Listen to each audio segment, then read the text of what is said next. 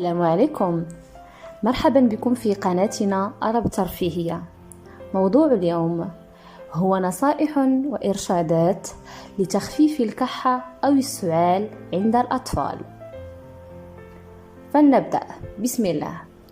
قد تكون الكحة أو السعال شيئا جيدا، إذ أنه يحمي الرئتين من الإصابة بذات الرئة من خلال إخراج البلعم مع السعال.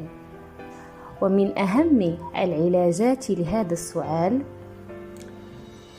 بخار الماء. يساعد بخار الماء على التخفيف من انسداد الأنف، وذلك من خلال إغلاق باب الحمام وفتح صنبور الماء الحار لعدة دقائق حتى ظهور الضباب على مرآة الحمام. ثانيا، العسل. يمكن استخدام العسل لدى الأطفال الذين تتجاوز أعمارهم 12 شهرا ولمدة زمنية قصيرة، بحيث يأخذ الطفل ملعقة صغيرة أو ملعقتين من العسل قبل 30 دقيقة من الذهاب إلى النوم. ثالثا، شرب السوائل.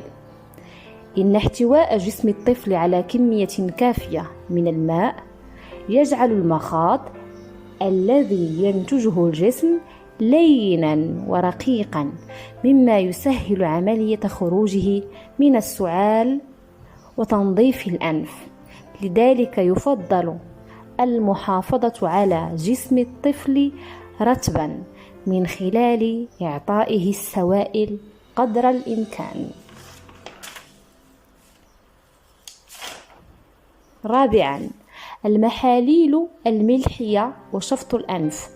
تساعد المحاليل الملحية المتوفرة على شكل بخاخ على جعل المخاط لينا ورخوا.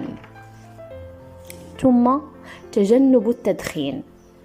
من الضروري إبعاد الأطفال عن أماكن التدخين، إذ إن التدخين يزيد السعال سوءا. أتمنى أن تفيدكم المعلومات، وبالشفاء العاجل.